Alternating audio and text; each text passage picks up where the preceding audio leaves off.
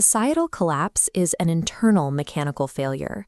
The catastrophic breakage we see on the surface is the result of forces that have been building up silently inside the structure for decades. Complexity scientist Peter Turchin identifies one of the primary engines of this failure as elite overproduction. This occurs when a society generates an excess of wealthy, highly educated individuals who all expect to hold positions of influence. A nation only has a finite number of political and economic roles. When this surplus of elites is forced into fiercely competing for those limited slots, it generates massive internal friction. Factions form, political norms are abandoned, and the ruling class begins tearing itself apart to secure power. While the top of the pyramid fractures, the bottom dissolves.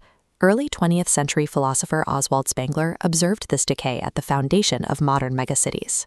He called the phenomenon atomization, a process where massive urban populations break down into entirely isolated individuals. In an atomized society, hyper-individualization takes hold.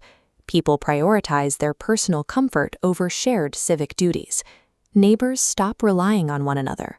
Public participation plummets, and the general citizenry sinks into profound apathy. The combination of ruthless elite infighting at the top and absolute public alienation at the bottom creates a hollow structure. This internal vacuum forms the inescapable blueprint for civilizational collapse. This hollowing out process follows a recognizable historical cycle. Niccolò Machiavelli observed that institutions rot when successive leaders forget the necessity of the common good and begin prioritizing the interests of their own specific factions. Political theorist Hannah Arendt described the casualty of this decay as the public realm. This is the shared, common world where people act together to participate in governance. When citizens lose this common world and retreat into private life, active political power dies. Without genuine political legitimacy, the state must find another way to maintain order. The philosopher Michel Foucault detailed the rise of governmentality, the organized practices and tactics used to manage a population. As public trust evaporates, the state leans entirely on administrative coercion to keep control. Modern political science categorizes the endpoint of this coercion. A state officially crosses into failure when it can no longer deliver the most basic political good, human security. The leadership loses the credibility and the means to enforce internal order or repel external threats. We can observe this clearly in Somalia under Mohammed Siad Barre. To maintain his grip on power during the Cold War, Barre actively preyed on his own citizens. He dismantled independent institutions and weaponized state resources to violently privilege his own subclan. This ruler-led oppression directly provoked societal fractionalization. Citizens shifted their loyalty from the central government back to traditional communities that could actually offer them protection. By the time civil war consumed the country in 1991, the state had disintegrated into literal ruins. A completely failed state is the terminal phase of avoided social contract. It represents the moment the state effectively becomes the enemy of its own people. Even when a society experiences severe internal trauma, the outcome is not preordained. We have to ask if these cycles of decay are truly inevitable. The distinction lies in the difference between a weak state and a failed state.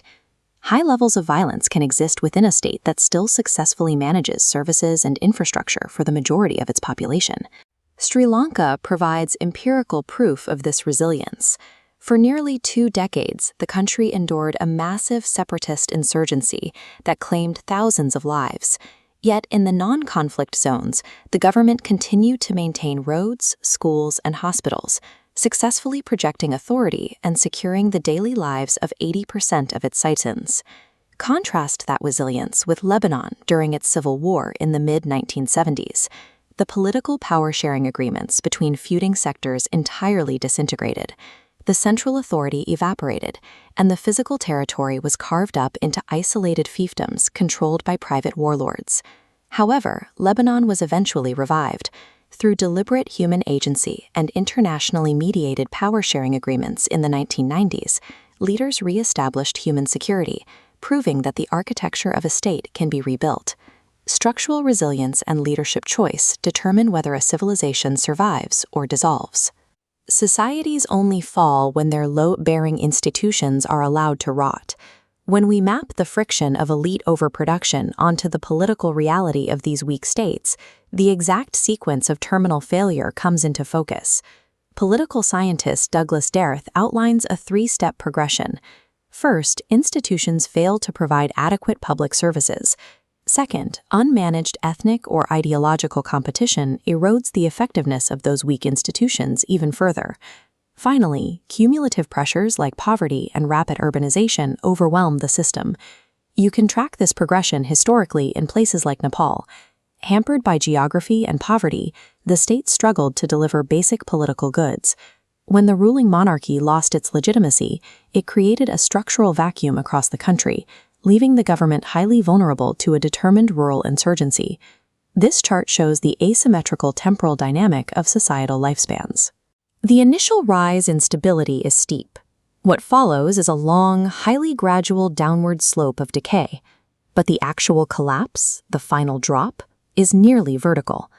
The reason for this sudden velocity is the hidden void inside the structure. A society exhausted by elite infighting and an atomized public loses internal integrity. It appears stable on the surface, but when an external shock hits, the hollowed-out system shatters instantly. It leaves us with a highly practical question. Looking at the escalating political friction at the top of our own modern megacities and the severe civic apathy at the bottom, are we simply coasting through that long, slow decline, entirely blind to the sudden drop waiting just ahead?